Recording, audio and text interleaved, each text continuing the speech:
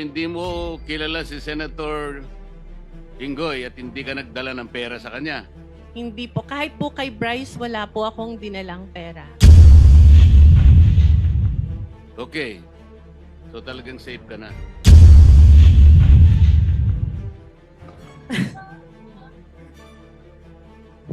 Please continue.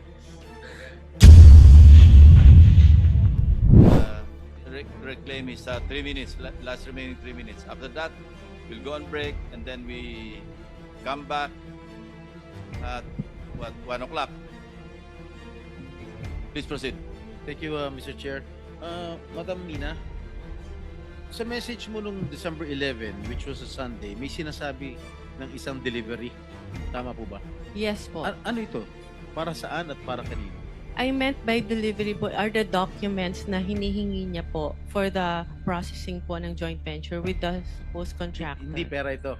Kasi ang Hindi. ini-insinuate ni Bryce Hernandez no sa House of Representatives, nung nag-testify siya, ang insinuation sa akin because of my connections allegedly with certain Beng Ramos and yourself, na staff ko raw si Beng Ramos, yung delivery na, ang pinalabas niya sa house, yung delivery niya, yung ibig sabihin ng delivery, pera. Na nag-deliver ka ng pera straight to my office. Yun Hindi ang, po yun ang ganun insinuation yung... niya eh. Ang agreement po is kami po kasi yung gagastos sa processing No, fee. no, no, no. I'm So telling- yung po siguro I'm yung telling you, nire-refer niyang excuse me, pera. I'm telling you that that was his insinuation when he testified in the House Yes. House of Representatives. Yes. Pero right now, you are saying na hindi mo ako kilala, hindi po. ka nagpunta sa aking Hindi tanggapan. rin po. Correct? Yes, Your Honor. So lumalabas talaga na wala akong kinalaman kung ano man ang transaksyon ninyo ni Bryce Hernandez. Am I correct? Yes, Your Honor. Sir, 1 second. 1 With the second. permission of Senator Estrada. Yes, please. So hindi mo kilala si Senator Inggoy at hindi ka nagdala ng pera sa kanya. Hindi po. Kahit po kay Bryce, wala po akong dinalang pera. Okay. So talagang safe ka na. Please continue. Okay. Nabigyan ka ba o na-awardan ka ba ng DPWH project ni Bryce? Wala po kaming na-award na project dahil hindi nga po kami natuloy na mag-bid, Your Honor. So, kasi, again for the last time, pinalalabas kasi ni Bryce Hernandez ng text message ay patungkol sa akin. Okay? Very clear yan. Pero mismo ang taong kausap sa text ay nagpapatunay na kayo, na wala naman akong kinalaman dyan. Can Wala you please po. confirm? Your Honor, ang usapan pa lang po namin is magkakaroon pa lang po ng joint venture para po mag-qualify po kami. And for that, sa ganyang pagkakataon po kasi, meron pa pong invitation to bid and hindi ko pa rin po alam kung ano yung project specifically dahil nga po over the phone lang kami nagkakausap. That's why I want to send a staff para po mas malaman mabuti ano ba yung project na sasalihan po namin na for the joint venture agreement. Before you proceed, Senator Jinggoy, the committee welcomes DOJ Secretary Crispin Boying Remulla to the Senate. Thank you. So, tapos na ako sa'yo, Madam Mina. Di ka Sambales Nice ka pala? to meet Di ka you, sir. Sambales ka? Opo. Lumaki ka Sambales? Yes po. Marunong ka magsalita? Opo. And to add po, my father is also a public servant for more than half of his life and he's known to be incorruptible. Kaya ang sakit po na madrag talaga yung pangalan. Tanda mo manambali? Yeah po. Okay. Anyway, for the record, Engineer, I'll be asking questions to, propound questions to Engineer Hernandez. Are you Bryce done with Hernandez? Miss Mina? So we Yes, can I'm done. excuse her. Yes, please. Unless other members will be asking questions pa. Wala naman. Okay. So you cannot leave yet. Okay. Mr. Bryce Hernandez, hindi tayo personal magkakilala. Do you confirm? Yes, Your Honor. Ni minsan ay hindi po ako tumawag sa iyo, nag-text message sa iyo, nag-message. Tama. Yes, Your Honor. Sinabi mo sa testimony mo sa house na binigay mo ang pera kay D.E. Henry Alcantara at siya ang nagsabi sa iyo na bibigyan daw niya ako. Is this correct? Wala pong specific na sinabing ganun, Your Honor. Pagkatapos mo ko dinurog sa house ngayon, wala ka specific na sinabi. Yung dito po Hindi, kay... Pakinggan mo muna ang tanong ko, Mr. Bryce, ha? Sabi mo sa testimony mo sa House of Representatives na binigay mo ang pera kay DE, Henry Alcantara, at siya ang nagsabi sa'yo na bibigyan daw niya ako. Is this correct? Tungkol po dun sa 2025 projects, opo. Okay. Hindi po dun sa 2022. Mr. Bryce, you mentioned the name or names of Senator Estrada and Senator Villanueva. Is it Senator Estrada twice on 2 occasions sa House? Yes po. One, 10:40 a.m. Sinabi mo, Senator Jingo Estrada and Senator Villanueva with a list of projects. I remember that. Yes po. And then, on another occasion, 12:50 p.m., yun na yung pinakita mo yung screenshots na walang kahulugan sa ngayon, lumalabas. Yung kay WJ, kay D. Alcantara, tapos nilink ko kay si Beng Ramos, nilink ko kay Senator. Cleared na yon. Yes. Cleared na yon. Actually, regarding po doon, Your Honor, meron po akong follow-up na Sige. text message po na nag-confirm na nagdala po it's either Ma'am Beng or Ma'am Mina sa office. Dinala po doon sa administrative officer namin noong time na yon. Meron po akong text message na yun. Galing po sa Chief of Staff ni Boss Henry Alcantara. Kinonfirm po na nakapagdala na ng obligasyon sa office. Do you have that? Yes, I have po, Your Honor. So Kaninong- that's related to the WJ. Yes issue. po, Your Honor. Nagdala ng pera. Can you Yung- show that? Yes. Or, sige, basahin mo nga. Page. Kaninong office yun? Kaninong office? Ito po yung text message sa akin nung staff po ni Boss Henry. Sinong staff yan? Carlo Rivera po. Carlo Rivera. Apo. Sige, pakita na sa screen. Sige po. Andito ba si Rivera? Andito? Hindi ko po napansin, Wala pa. parang wala po. Baka pwedeng paimbita, Mr. Chairman. We will.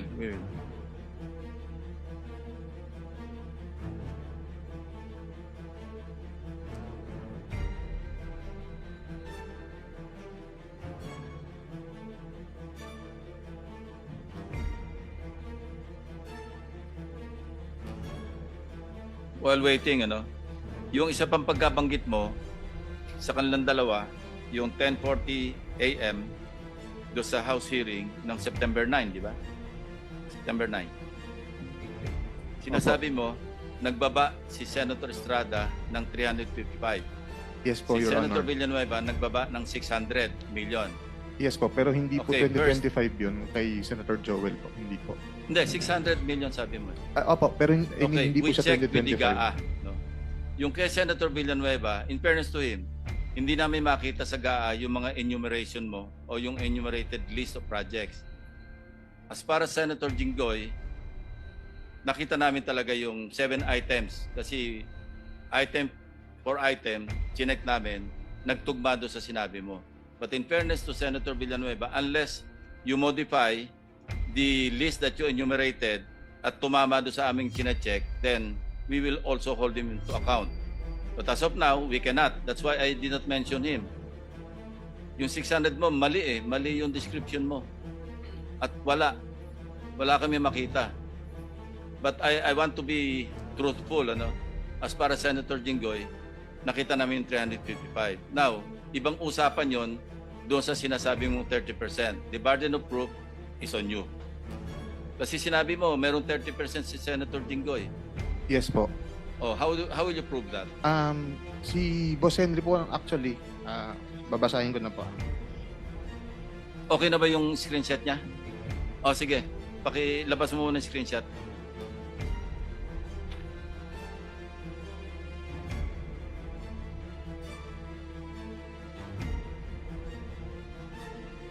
Sige, you start reading from your cell phone. Sige.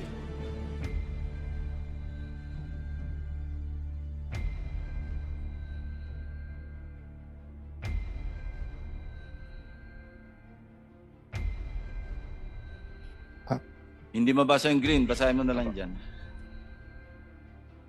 Ito po, ang highlight na lang po natin, Your Honor. December 16, 2022, 11:20 in the morning, nag-message po ang staff sa akin ni Boss Henry, si Engineer Carlo Rivera po. Ito po ang message niya. Boss, good day, M. Nakuha ko na po pala kay AO, which is Administrative Officer, yung pinadala nila Ma'am Beng Ramos. Yun po. Yun. And Opo. then, Wala, iba na po to eh. Ito pala. Good day, may bidding ba tayo? Nagtanong po ako sa kanya. Ang sabi niya po, wala pong bidding today, Monday po ulit bidding natin. Tapos nag-message po siya ulit ng December 16, 2022, 3:26 PM. Nandito po si Kuya Sani. Papasabay ko na din po ba yung kay Beng Ramos? Sabi ko, okay, sige, pakipasabay na. anong context niyan?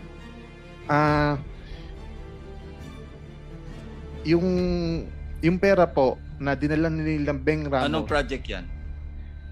Your Honor, nakalimutan ko lang specific anong project to ng 2022. May nakakalimutan, guys. Opo. Kumpletuhin mo yung context, no? In fairness to Senator Jinggoy. And in fairness to Beng Ramos, kasi big eh. Opo. Sinabi mo nga ipapadala. Buuin mo yung istorya bago natin itackle yan. Sige po, Your Honor. Try to recall, try to remember, and then kumuha ka pa ng additional proof.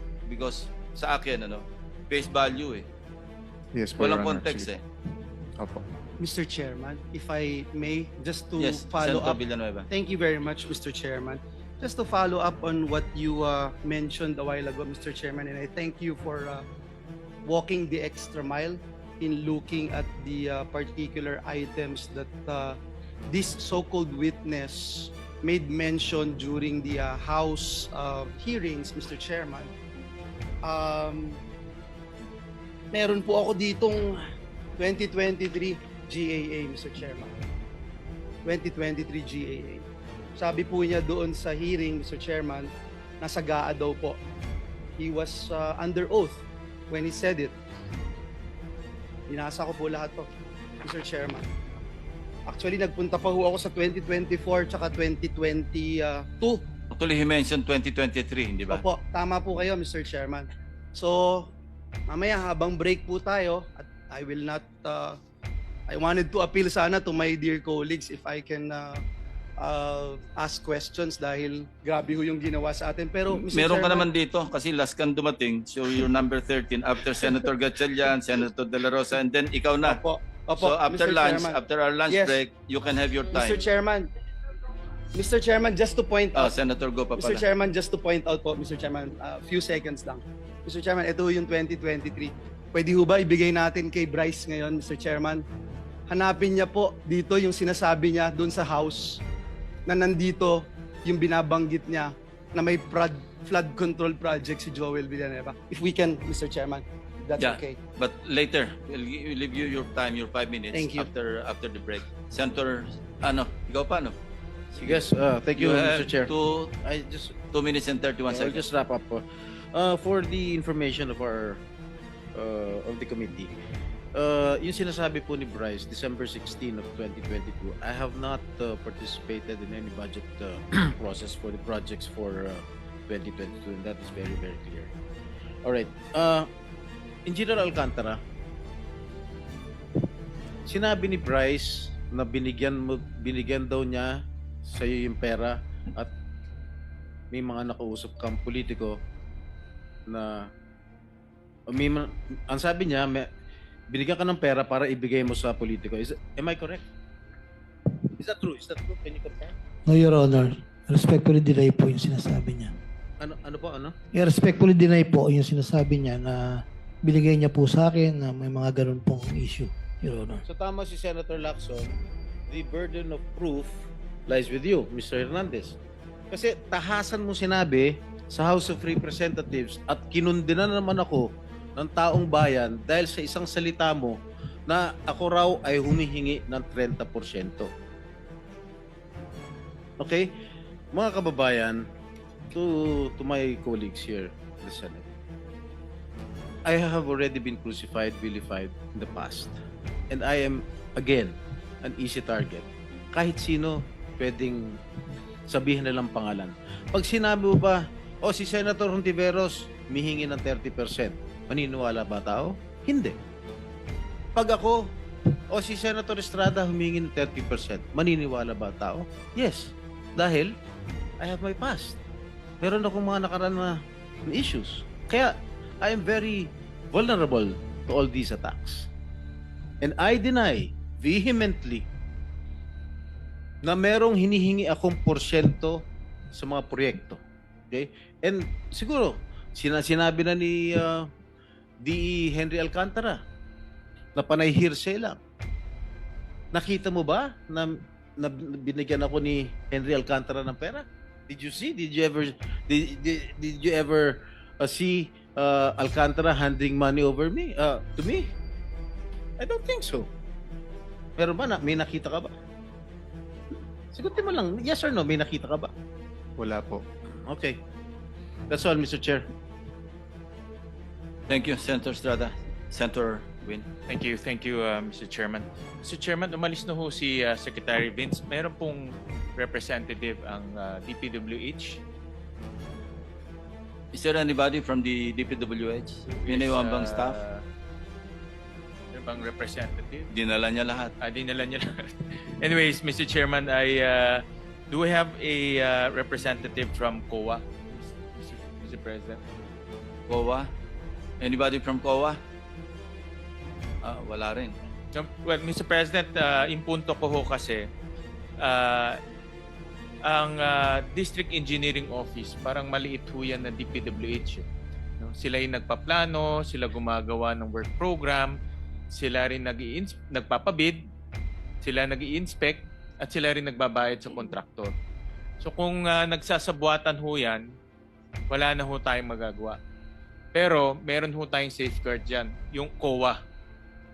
That's why it's important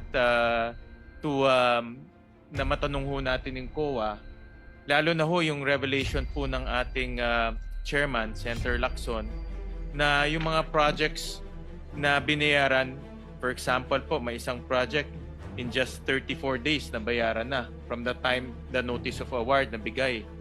Meron nung isang project in 15 days after the notice of award na bayaran na ho. So lahat po ito lalabas sa post-audit. Ang tanong, bakit ho nakalampas po sa post-audit? At sunod-sunod po yung pangyayari. So may I request the committee na maimbitahan po ang COA, specifically po yung resident team, audit team leader na si Ms. Cinderella Santos. Siya po yung in charge, I believe, during those times. And also the other COA resident auditors were present during the times of 2022 all the way this time. We'll do that, Senator Sherwin. Thank you, Mr. Chairman. Tatalong po ako sa ibang topic and I want to direct this to the DBM.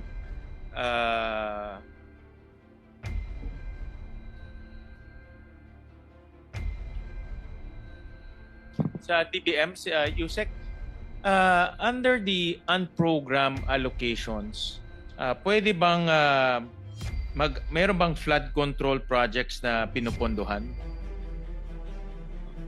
Your Honor, yes, Mr. Chair, we have funded some flood control projects under the unprogrammed appropriations. Itong mga flood control projects, are these specified in the GAA? Naka-align item ba sila? Kasi unlike sa program, nakasulat sa libro yon. Yung pinakita ni Senator Joel, lahat nakasulat sa libro yon. So, sa unprogram ba, naka-ano ho siya? Naka-line item ho siya? There is no list of unprogrammed appropriations for rather for flood control projects, Mr. Chair. So wala hong line item sa unprogram, pero napopondohan using the unprogram. Yes, Mr. Chair. Tama. So magkano ho ang before I do that, ano ho ang proseso sa pagre-request ng flood control sa unprogrammed funds? So, Mr. Chair, as far as the provisions of the unprogrammed appropriations, there is a need for us to have a certification of excess revenue from the Bureau of the Treasury before we unlock the unprogrammed appropriations. Now, as to the release of the projects for other, not only for the not only for the flood control, but also for other projects, infrastructure projects, because we have some. Under the provision po, mayroon po tayong tinatawag na yung support to infrastructure projects and even social services. So That's a GIP. Yes, Mr. Oo, Chair. it's a GIP under unprogram. But we want to focus on program. Paano makaka-access para sa flood control project sa unprogram? Assuming may excess fund. Ano ang proseso? Sino magre-request? Sino mag-a-approve? Okay. So the process, Mr. Chair, is nandun po sa special provision kung ano yung mga priorities po natin as to how we're going to fund the unprogrammed appropriations. So we have a list here, Mr. Chair, of those approved already, the unprogrammed appropriations. No. Let's talk about the process first. Paano yung proseso? For flood control lang For flood control, alam ko meron yang social services, meron yang military modernization, but let's focus only on flood control. Paano ang proseso para ma-access ang program para sa flood control projects? Ano ang step 1? Anong step 2? Kasi hindi siya naka-line item, di ba? Tama, Yusek? Yeah. Nakalamsam ang program, Yeah. correct? So, walang line item siya. Hindi natin alam kung ano yung mapopondohan. Yes, correct? Mr. Chair. So, ano ang proseso ngayon para mapondohan yung mga flood control projects? Yeah. Basically, Mr. Chair, it's a request from the agencies, and in this particular case, the Department of Public Works and Highways, you have to submit the special budget request for us. So, of course, with the supporting documents that these projects are being evaluated and ready for implementation, Mr. Chair. Okay. So, ang assumption nyo, in-evaluate to ng DPWH, ang assumption nyo ay meron siyang dokumento. Yes, Mr. Chair. And then, after that, what is the approval process? So basically, this is being approved by the Department of Budget and Management, the Secretary, who will be the one to sign, of course, the release documents for those requests for flood control or under the unprogrammed appropriations. So, from DPWH, it goes to an approval process, and who approves it? From the DBM, the Secretary, The Mr. Secretary Chair. Yes. of DBM approves the flood control Yes, projects. Mr. Chair. Okay. And then,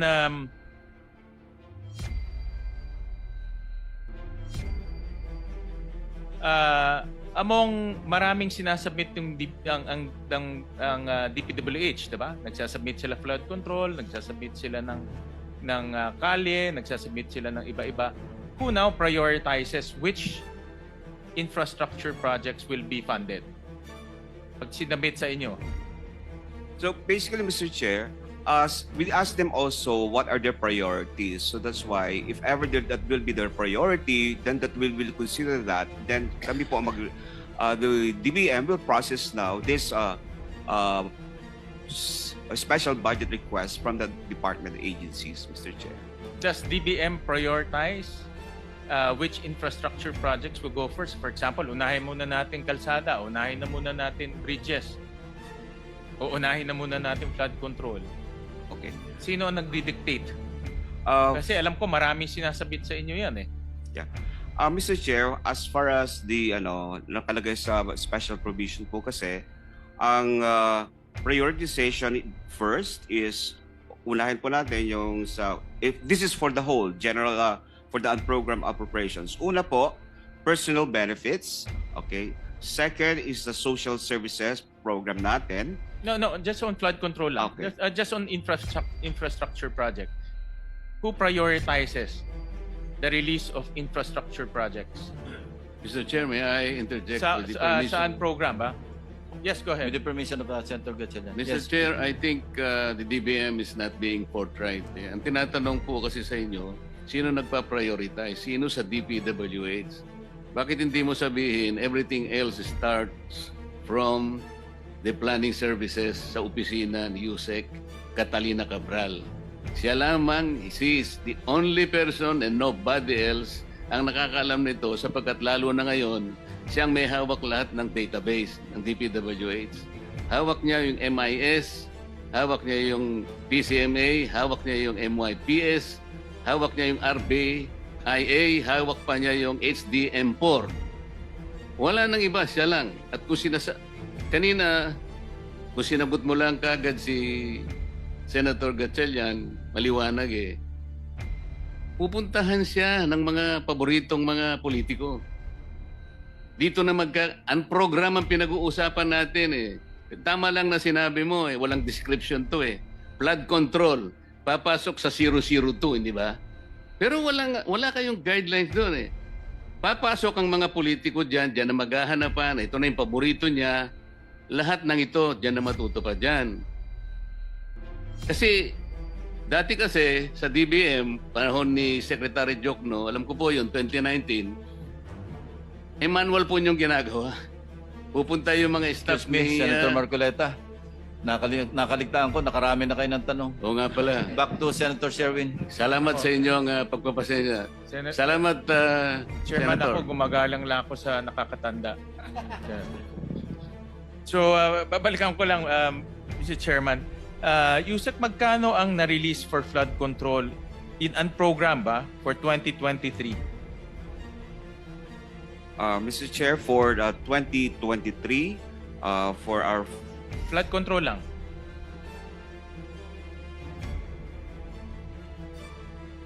okay, Senator Sherwin, you have 5 seconds. Okay, I'll Okay. wrap up, Mr. Chairman. Okay. I'm just there is a total of 34 billion pesos, 34 billion 056,000 million 497,000 for 2024. 2024, it's 107.9 billion, Mr. Chair. But Mr. Chairman, let me just make a point, no. I'll show on slide 2, Mr. Chairman, because humingi kami sa DPWH yung mga projects ng 15 top contractors. We requested, Carla, paki-flash, a list of all the projects of all the top contractors. And may napansin ho kami na yung Wawaw Builders, on slide 5 pala, Carla, on slide 5, mayroon project ko ang Wawaw Builders worth 1.5 billion. Wala ho sa NEP at sa GAA. Hindi ho namin mahanap kung paano ho napondohan. 1.5 billion. This is only one contractor we tested. So hindi ho namin mahanap. And then, pinasubmit ho namin in DBM kung ano po yung mga saro nila sa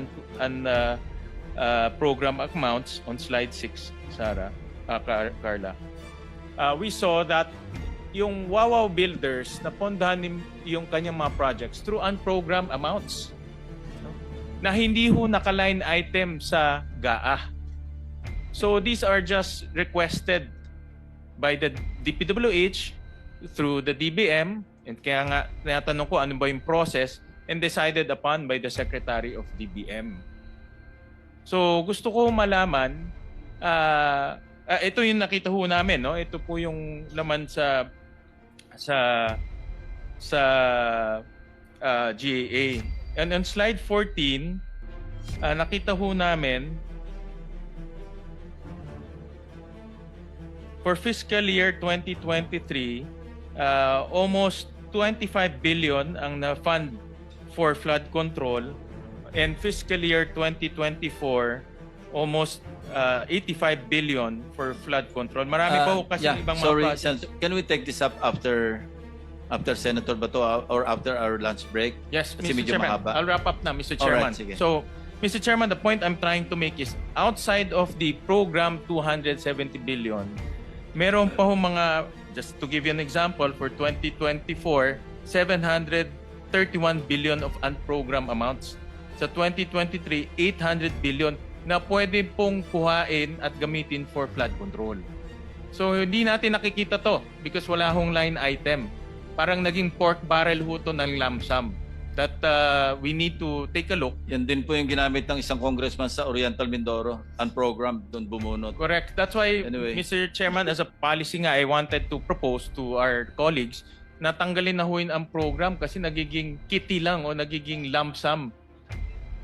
At ginagamit lang ho to in projects na hindi naman nabe-vet ng mabuti. Thank you. Thank you, Mr. Anyway, you're Chairman. the chairman Chairman. of the Finance Committee. You can take that up during the in plenary or even during the committee hearing. Senator Bato de la Rosa is Mr. Chairman, recognized. just on this point, with the indulgence of Senator Bato, may the committee collect or get the list of the flood control in the unprogrammed funds from 2022 to 2025. Do we have that list, Mr. Chairman? Submitted to the committee, Yeah, Mr. It's Chairman. already, Yeah. so we have that list already. Thank Yeah. you. Senator de la Rosa. After Senator de la Rosa will go on break, ano? Mr. Chair, We'll come back at 1:30 na para ano. I would